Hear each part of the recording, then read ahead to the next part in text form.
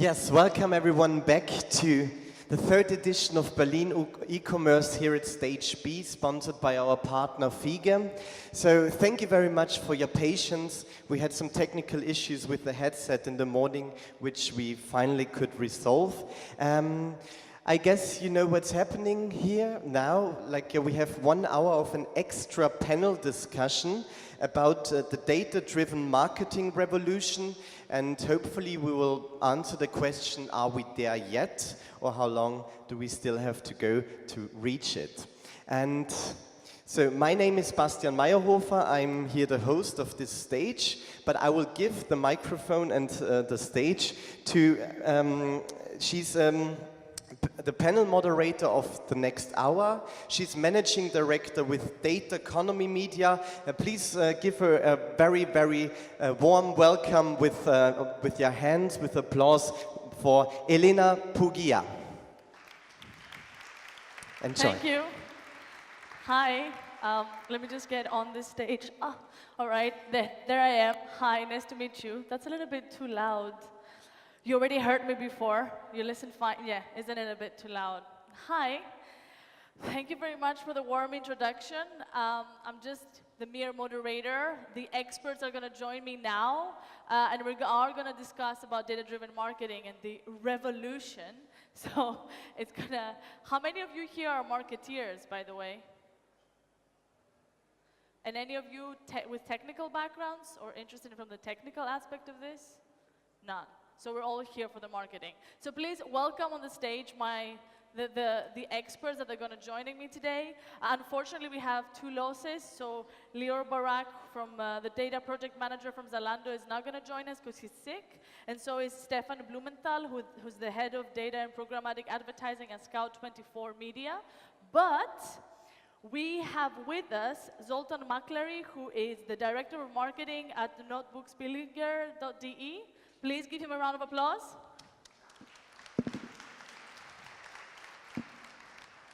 Natalia Ruban, who is the head of performance marketing at Go Euro.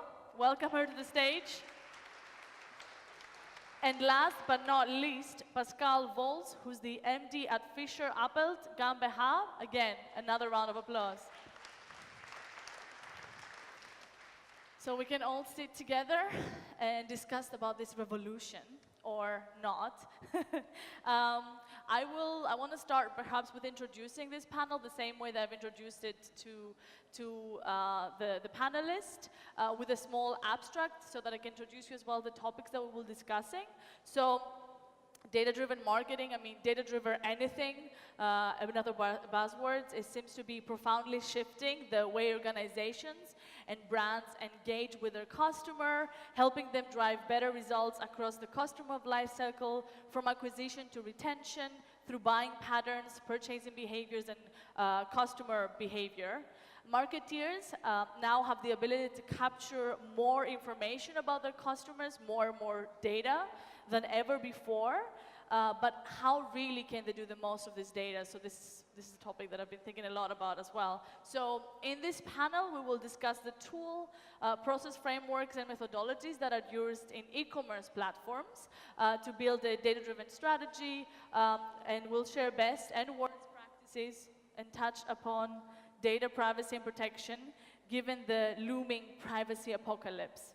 So I wanted to start this panel perhaps with everybody introducing themselves.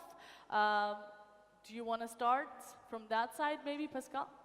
With the ladies first. Natalia, please start. Okay, sure. Hi, I'm Natalia. I'm leading performance team at Go Euro. Since I joined the company around 2 years ago, we increased the contribution of our department for more than 6 times, from 2 million users to around 13 million users. While we did it, we also increased the profitability of all our channels, so I think we have been very successful with that so far. Previously to that, I worked at Rocket Internet. I supported a lot of ventures in the growth as well. So I guess that's the most important part. Hi, I'm Zoltan Maklari from notebooksbilliger.de. I'm with the company since 2 years, and at notebooksbilliger we are selling consumer electronics, notebooks, PCs, smartphones, but also a higher range of home appliances like washing machines and refrigerators, actually everything which works with electricity. Notebooksbilliger is now the fourth most profitable online shop. We did around 800 million euro revenue last year and still growing. Before Notebooksbilliger, I was working for Key New Media in the Kinga Group, also in performance marketing, and previously I was in London in a gambling business making online advertising for online poker rooms, online casinos. Good afternoon, Pascal is my name.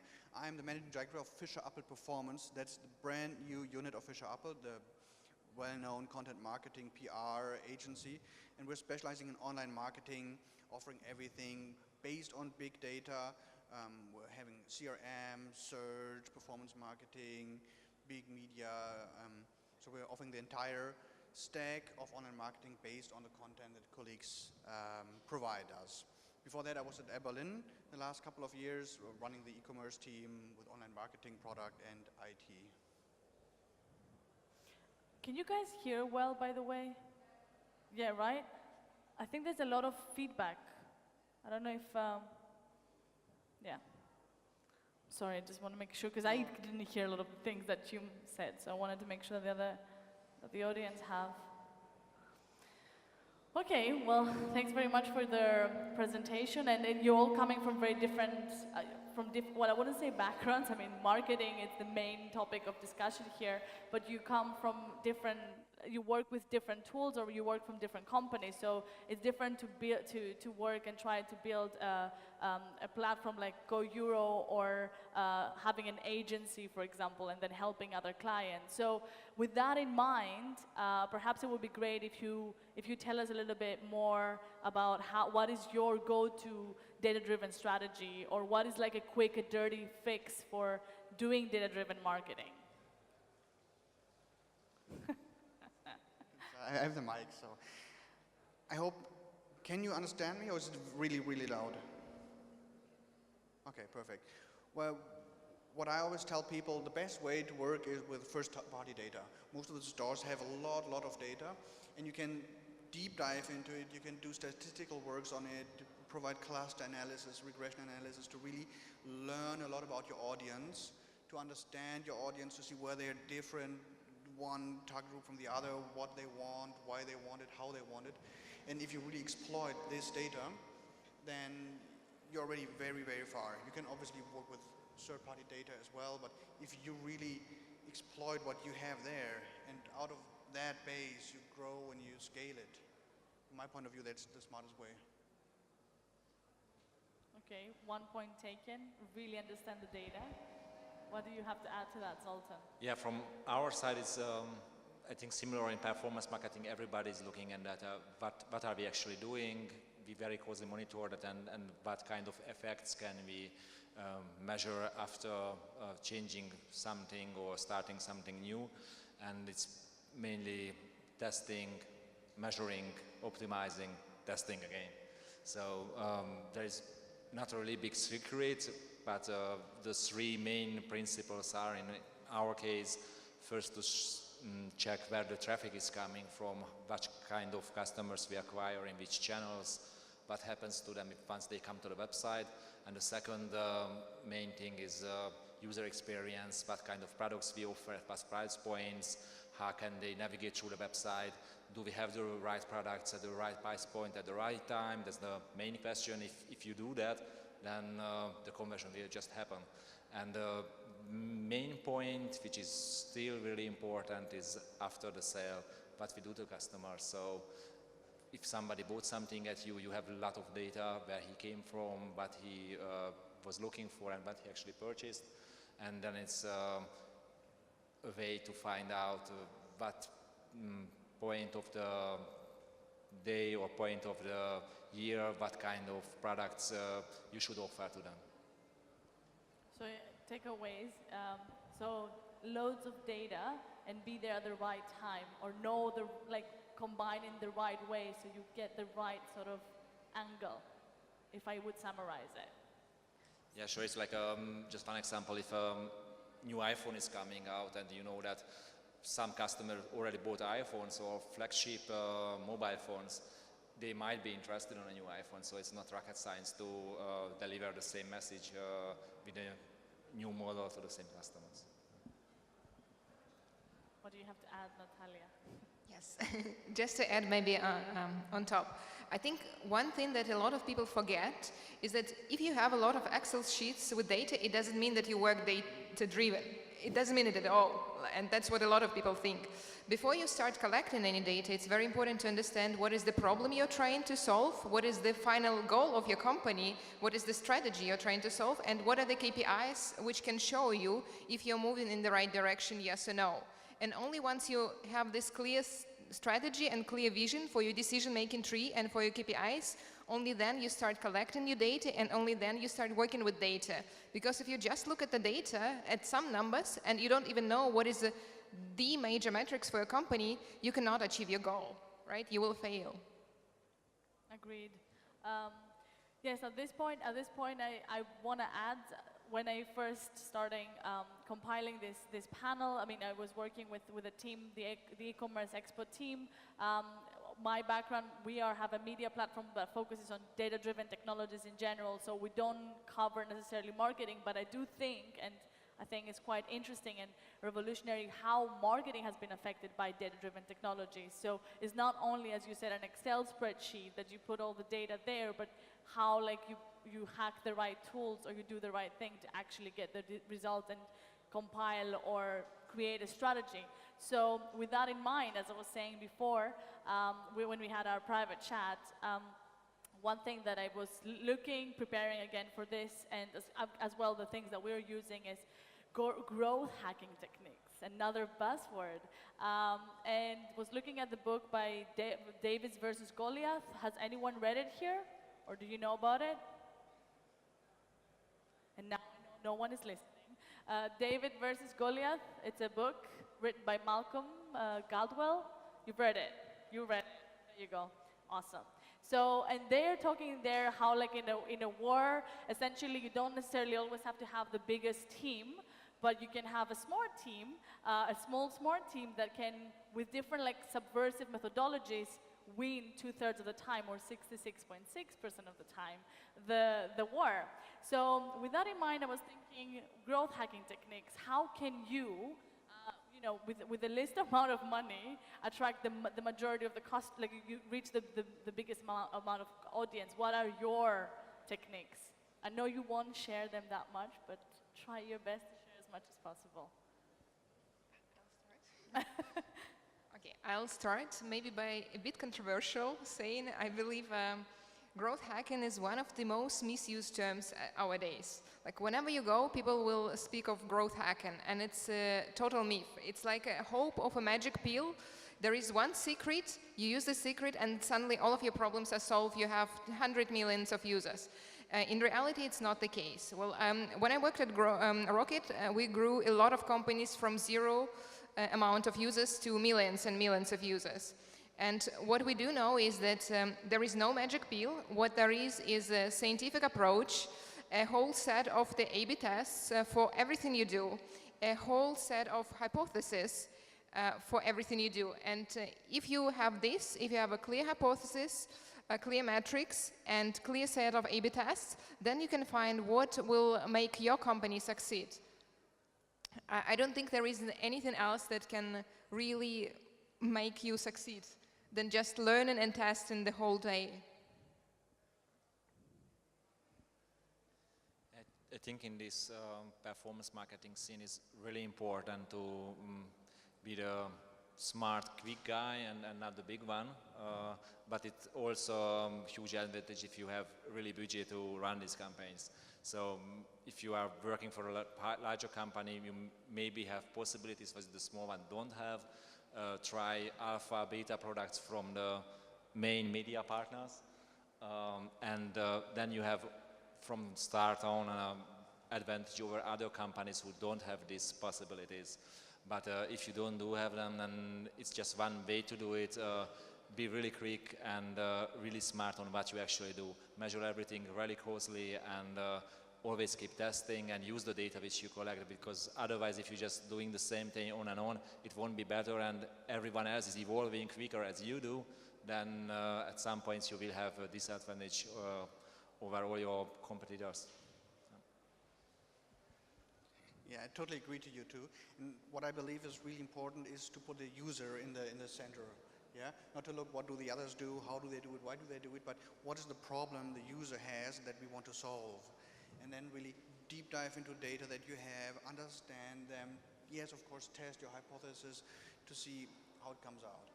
And this is really, if you put a user into the center, you see different kind of users for the same product maybe, and you approach everybody in the way he needs to be approached individually. This is really where you can, with a very small power even, beat Goliath. So my key takeaways, please correct me if I'm wrong, is work, work, work. There's no, can you hear me? There's no shortcut to work. You can't be lazy about things. So basically, there's no there's nothing to hack when it comes to work.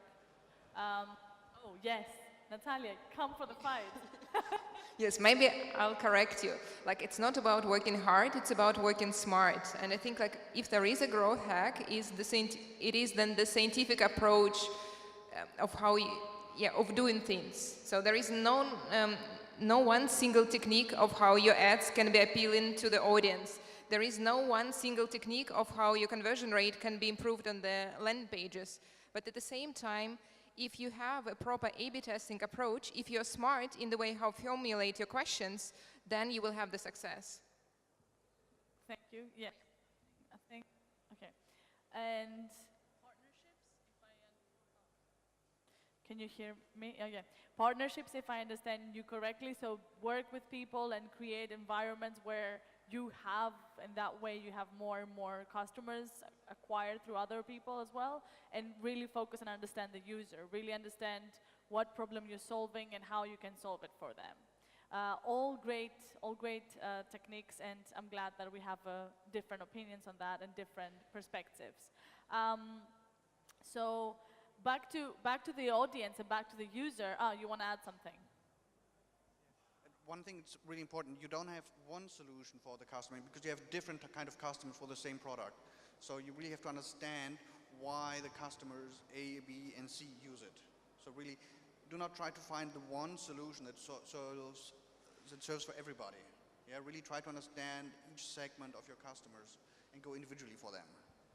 Okay, so going again, continue with the customer, the audience, the user. How do you find the right audience, and how do you listen to them? You know, which channels do you guys prefer to use, and why? And how do you, how these users are using those channels to interact with each other? Well, there are many ways to listen to your customers. I personally am a mathematician, so I really look into what they do on my portal, what they do on my website, how do they behave, where do they stay longer, where do they bounce, to really understand them. What channels do you use to come in, what are the different products they look at, what do they combine together. And this is how I learn what my customers actually want to do. So it's not really physical listening to them, but it's an analysis of their behavior, of their actions, and of their not actions in order to understand the customers. I think it's a very good point to understand how actually online works and how an offline store is working, because if a customer is coming into an offline store, it's obvious if you like asking for something, I don't know, you want to buy a TV and a salesperson knows it, and next time you came into the same salesperson, he will say you, hey, are you still looking for this TV? Here are the new models, this one is on sale, and I recommend you to buy this because of these reasons. That's how it works. So the same could and have to apply on the online world as well. You cannot do like a same message all over your website for all the customers if they don't need these products, because then it's just irrelevant and they just bounce and go somewhere else. Our case, it's like in online shopping, it's really easy actually, because every action is measured in real time and the data is being collected. You just have to put the pieces together and use it in a communication. So that was the last product you saw online. People who saw this product bought this and that product also. If you search for something, then the search history should be saved. It's like really basics which we all know as users of online shops. And that's just something which everyone expects through a buying experience.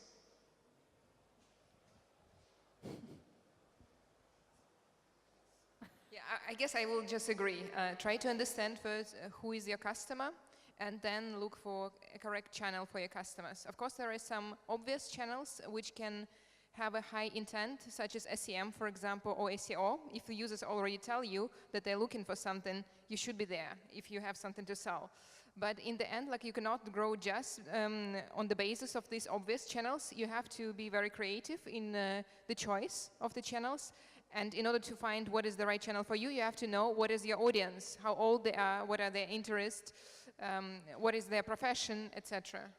Yeah, but for example, let's say Instagram, it has become increasingly more popular with a lot of different kind of users, not only like when it was initially targeted, right? So right now, most companies are using Instagram, even if your audience mainly prefer Facebook. I'm just putting hypothetically like an example so I can get you guys to tell me like the channel that you use. Okay. I guess like no one can work in the online world without working with Google or Facebook or Instagram, right? Because they're the biggest platforms. At the same time, you have to again look at the goals of your company. If your goal is to generate bookings and none from the Instagram users convert, Instagram is not the right platform for you. You have to look at the conversion rates of the particular audience for your site. Do you want to add something? Yeah, well, it was pretty specific with Instagram. I don't want to make them look bad or something. It's in a typical e-commerce channel, it's maybe good for awareness, branding, putting your beautiful builders out there, maybe generating some user content on Instagram. But actually, if you are really hardcore on conversion rate, sales, cost of sale, and the return on invest, then on the long term, it's not really paying off. Yeah, and then it depends on what kind of product you have. If you have a website where people come often and you use your service frequently, then you can act completely different. Then you can really learn behavior one day, next day, and even post-sales. If you have something to add additionally in auxiliary sales after the sale, you can really work on that, and then you can use that data. And otherwise, just combine it with the sources you have, bring them in your data management platform, and yeah, understand what they want and combine them smart. Okay, yeah, I hear you. I'm thinking like, you know, I would like to understand maybe a little bit more from my perspective as well. Like, who do you consider? Who would you consider to be your audience? For example, like, what would be? But I guess like you can just unravel as we talk. Speaking of social media platforms, and because it's been an interesting recent development, as you know, on January 11th, Facebook decided to change completely the news feed algorithm, and I've seen a lot of other media platforms complain about it on Facebook, saying that now they don't, you know, that now that things like that have changed, they've already noticed decrease in the views of their articles. Personally, we're not affected by it as much as a media platform because we mainly use other sources. Our audience is somewhere else. But I would like to see from your standpoint, how would that affect you, for example, or what kind of, because you said about creativity as well, like how do you change and shift your marketing strategy when a whole ecosystem changes and you need to adapt with it?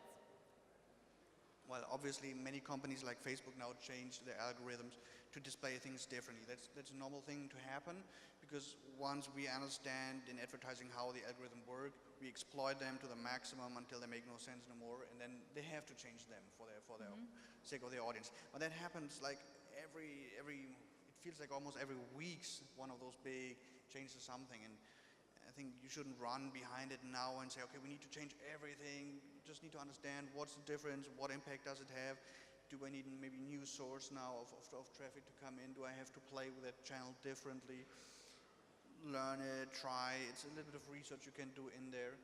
Yeah, and that happened many, many times, and we're all still here.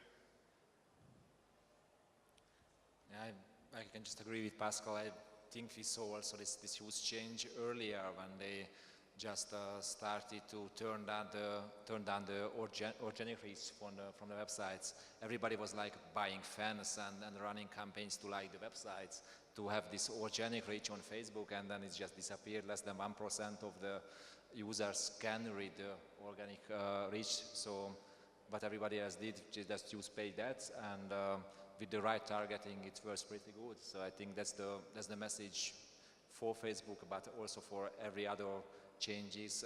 We just need to find another way and keep going on. Should we go to another question? Yes, sure. You don't, okay, so, yes, thank you. So you have a company, you have a product, you have a story, you have funding. So, you know, where would you start? Like, what would be the first thing that you would advise someone to start when they have zero, you know, there's no data, there's nothing, like how would you build this up? Okay, then my advice would be start collecting the data. So invest a lot in the clean tracking, clean databases, and storage place within your company. This is one thing. So data, it's always the key. If you just organize in your startup, get a colleague from somewhere who knows how GTM works, how GA works, let him set up the analytics for you. Because if you don't have the data, you cannot develop. That's one thing. Another thing, start developing from the beginning, maybe also smart HR processes. Because if you don't have creative ways of encouraging your people to be smart, you will fail as well. And that's, again, one of the things that always or very often overlooked by the companies. I think if somebody is just starting from zero, completely new platform, it's really important to have a strategy. What kind of data I would like to collect and why, what I'm going to do with this data, and when this plan is there, then you need to implement, test if everything is running fine, and if you have a good data quality, then you can just start collecting and also buying second-party, third-party data to enrich your actual database. Totally agree. And when I think a couple of years ago with a friend, I started a startup in the hotel business, and we first built a product which was really new and innovative. And once it started, once we had it, we started the marketing. So in the first stage, yes, we set up a complete clean way of collecting the data once we have the people there, really the basis so that we can work on. And then we got the insights from the industry to understand who's the potential customer to use it. And then we thought of where do we find him? On what websites does he serve today? And on these websites we went there, we attacked them there, we put our displays there, our content there, in order to inform the people about, hey, there's this new startup which is a really great product, come and check it out. And in that moment it triggered right away that we collected all the data, that we could use this in combination with the common knowledge we had before from the industry knowledge, and really set it up and build it up from the scratch. Make it clean, make it so you have good quality of data, of marketing at the end. So a lot of talk about the data and finding data, having data. So once you've got the data, you know, you need to, how do you differentiate good from bad data? How do you clean that data? So how, for example, IT pan in this, like what kind of programmatic tools do you need to make sure that you have the right data and you know how to read it? Well, you need the IT to set it up on your website. I mean, you have to think of what do I want to collect, what do I want to do with this data, and then you can send up a tagging plan, and the IT is going to implement it at this points, and so that it fires every time an event happens. And that is really important to make this really take your time and make it on a higher quality level, because then you get good data. And the second part you really need is a good data analysis, because I've seen so many people with lots of data and who do a little bit of statistical something, and it's not really significant, it's not real statistical, and then they run and make marketing in a complete wrong direction, and they waste their funds. Yeah. So it's not only about the quality of good data, which is really super important, but it's also what you make out of it. Mm-hmm. I agree with Pascal. It's like good data is actionable data. You need to be clear from the start on what kind of information are you collecting and why. And once you know all these data points and metrics which you collect and the dimensions to use them, then you just need to take action. So it's no point to collect, I don't know, the age of the user if you're not going to use it for anything. It's just like then a conversion killer because he has to type in date of birth. But if you're not using it, it's like the customer's thinking, actually, I'm giving his personal information away. No, I'm looking for another shop then. So it has to make sense why you're collecting it. And once you have it, you just need to segment it right way, do RFML analysis, customer lifetime values, to see how your business is running and which customers are the most important for your business. You don't want to respond. No, well, I can respond. To be honest, I believe the question is maybe a bit too technical for this panel. There are a lot of really good tools. And the technology is developing this very quickly. There are a lot of cheap tools, such as BigQuery, for example, or Airflow, which can help you to automate a lot of your process. You don't have to rely to the old Redshift models. But obviously, the correct choice of technology is one of the strategic choices for your company. If you make this choice in the wrong way, like you're screwed so badly. So, but it obviously depends on the size of your IT team, on the size of your company, on the amount of the data you work with. So I think it's a very big strategic question, but it's a question for specialists who really know what they're doing in this area. I appreciate your response. And on a more cultural side, I was thinking we are in Germany after all, and there's different techniques and different tactics that people use to, to target customers in Germany and outside of Germany. So I was wondering from each one of you, the advisor, the agency outside as well, maybe some of your clients, how do you target people that they are in Germany? Does most of your customers come from Germany? Do you also operate abroad? So perhaps you can give us a little bit more of insight of the market and a typical German customer behavior, if you would like. Sure. Well, in general, we operate worldwide. We have traffic from more than 120 countries, and with a focus on European countries. German customers have their peculiarities in the same way as every customer has, but I think a more important differentiation is not if it's a German customer or if it's French customer, but what exact segment group this customer belongs to, because within Germany you also have, for example, in travel segment, the frequent travelers, the lazy travelers, etc., etc.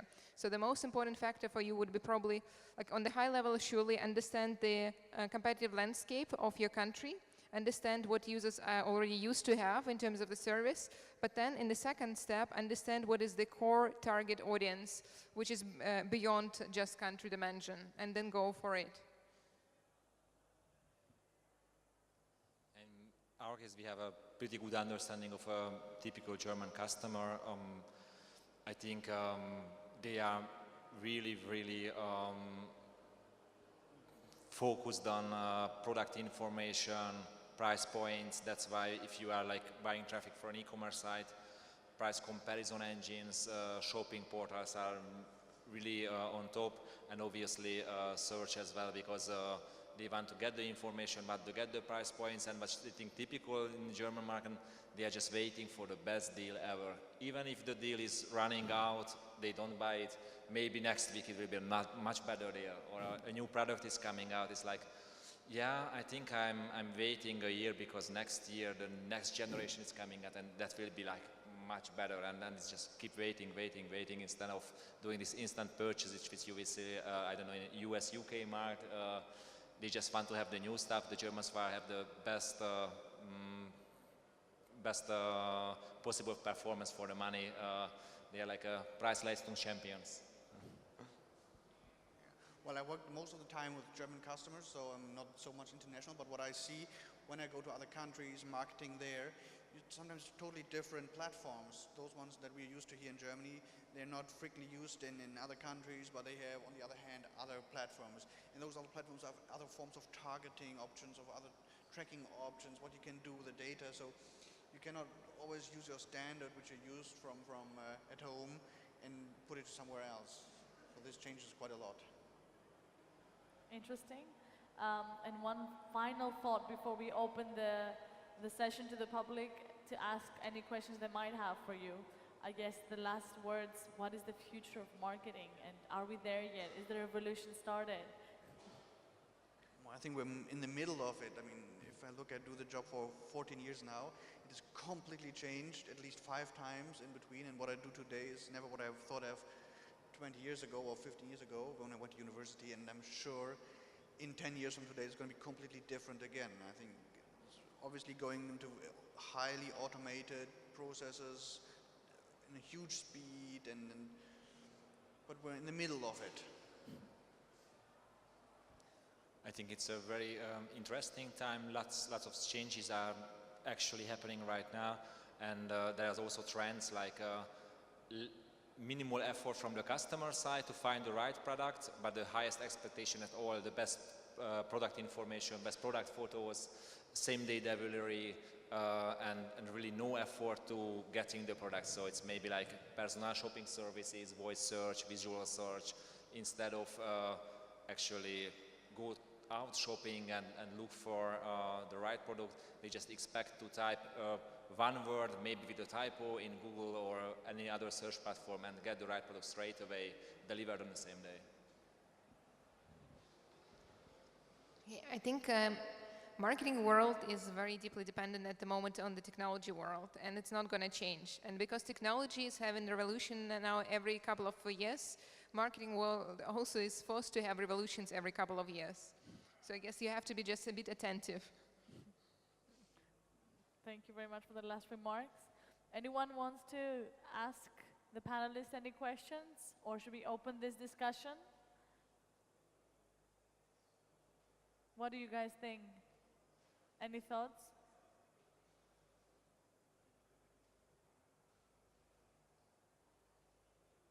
Really, no thoughts? Yes, there you go. Can we pass on the mic? Voice, or should I bring the microphone? I'll bring the microphone.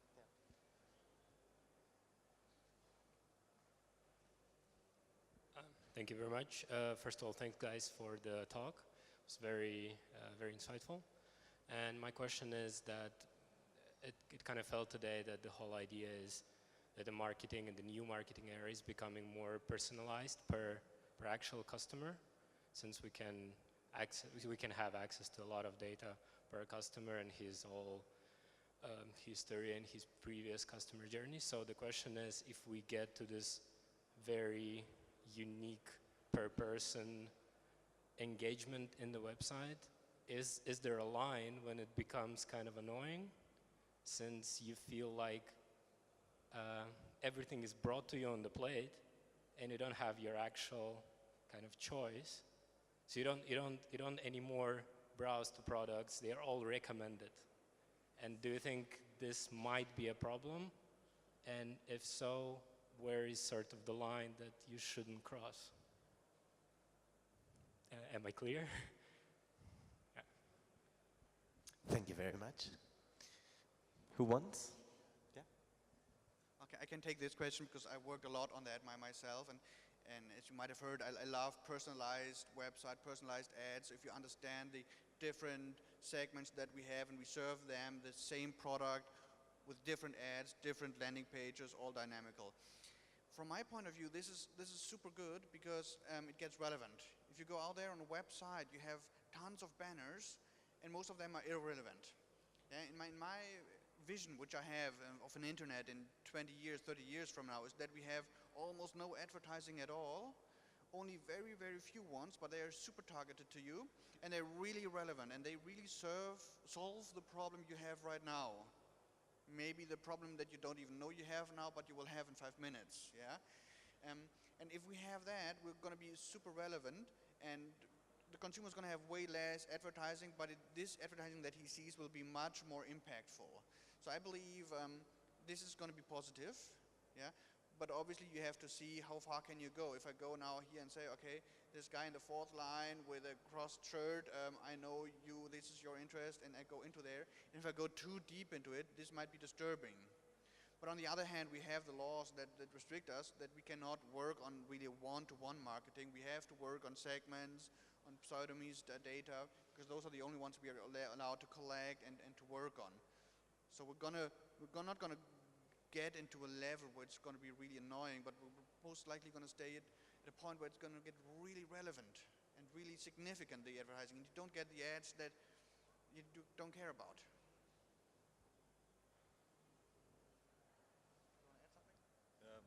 Yeah, I think you summarized pretty good. Some things gets annoying when it's not being good.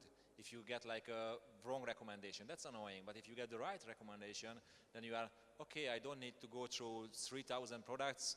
That's the right one and maybe 2 alternatives. And you've done your shopping in, I don't know, 2 minutes instead of 2 hours. And then you're happy with it. And once it's get annoying, it's not going to work. We are in performance marketing, we see the numbers. So then we just evolve and change and do something else.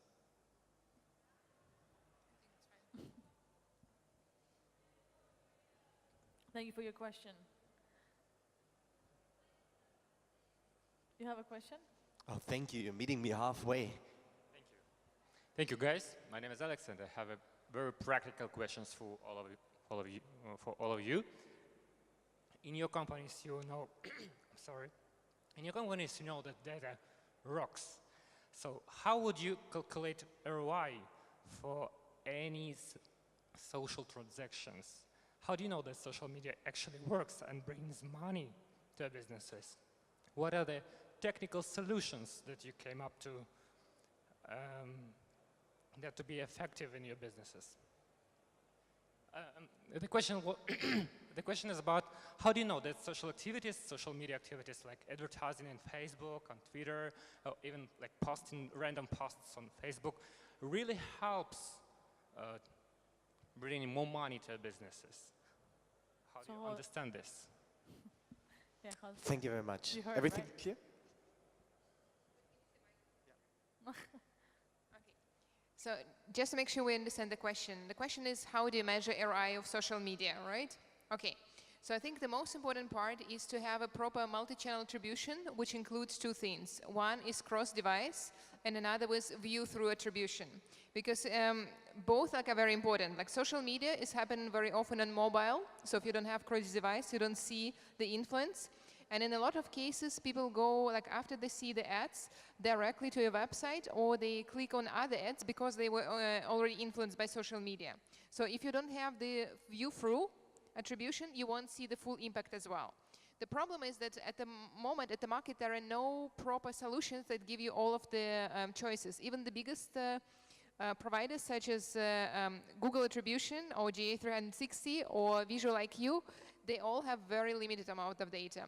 Because of that, internally in Go Euro, we built our own in-house solution. The truth is that even big solutions such as Visual IQ, they buy data from other providers. So if they do it, why don't you do it as well? Of course, you have to have enough of the tech resources to build it in-house. But if you do, you can have a very clear picture in regard to how your social media contributes to the overall ROI. So first, just to have the proper tracking for cross-device view-through. And then afterwards, any analyst can build you a very simple model which can allocate part of the conversions to the social media. We're good. We're covered. Great answer. Anyone else has any more questions? It's the gentleman in the back. Yeah, please. Natalia, did I understand you right? You built up your own tool for multi-channel attribution, so it's completely dynamic? Yeah.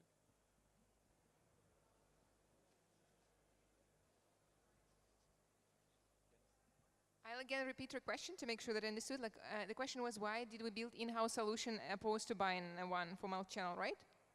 No? Okay. Maybe. It's a good sport for me. So, yeah, can you repeat the question, please, clearly? Sure, I'm sorry. So I repeat it again.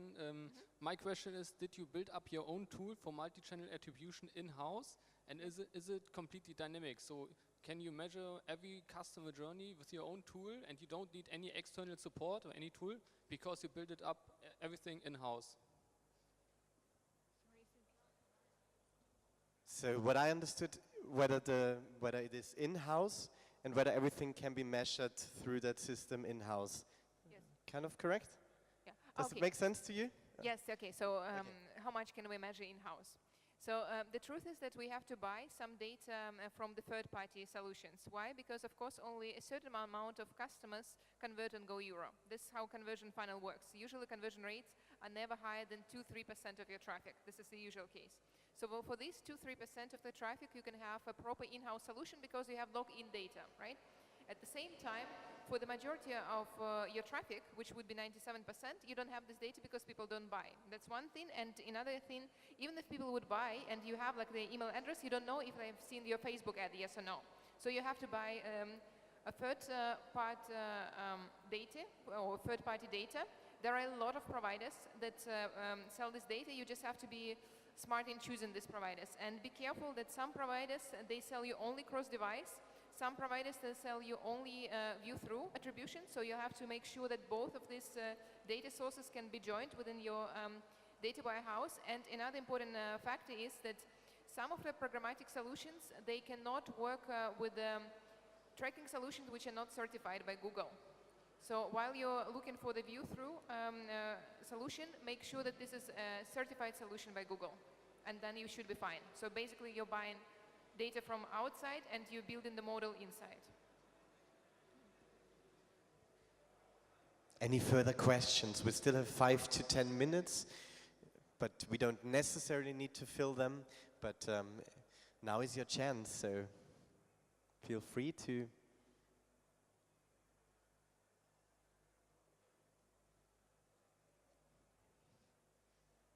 No more questions? Do you want to add? There is one? There is one. Hello. So if no one is asking, I have some questions again. Maybe this time to Zoltan. Do you use some tool for multi-channel attribution in your company? So I think, for example, we heard about Google attribution, or we also have like something like Exactag or AdClear or something like that. Do you use it, or do you have also your own solution for this? Yeah, we are using our web analytics for multi-channel attribution. We are working with WebTrack, and WebTrack has also cross-device speech where we can. Okay. So we are working with WebTrack on a multi-channel attribution, and they also provide a cross-device speech. It means if they recognize the multi-device from the same user in another shop which we didn't have, they match this for us, and this way we can attribute our marketing revenue on the marketing channels.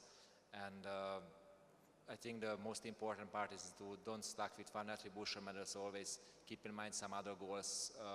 Why you're doing Facebook marketing, why you're doing search marketing, it's like another different goal at the end. So you don't need to expect from a display or Facebook banner to convert with the first click.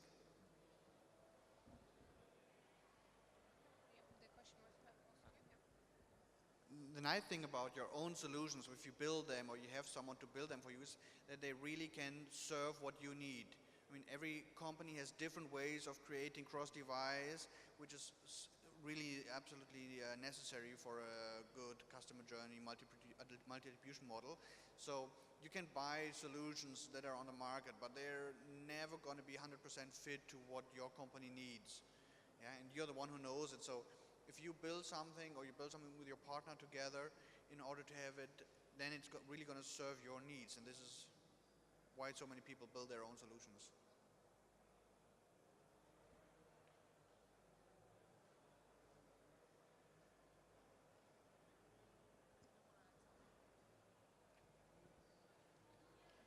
Okay.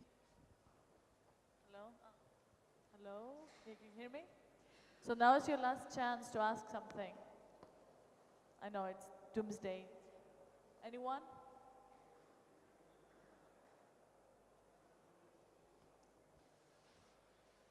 Do you want to wrap it up for? No. Yeah, thank you so much for joining me in the panel and for this interesting discussion. Thank you for the questions. Yeah, are you going to stick around? Maybe if they want to come and meet you and ask you questions, would you be around? Should I say that? I'm actually already saying that, so you stay a little bit. Well, anyway, thank you again, everybody. Thank you. Have a good rest of the day. Thank you for participating.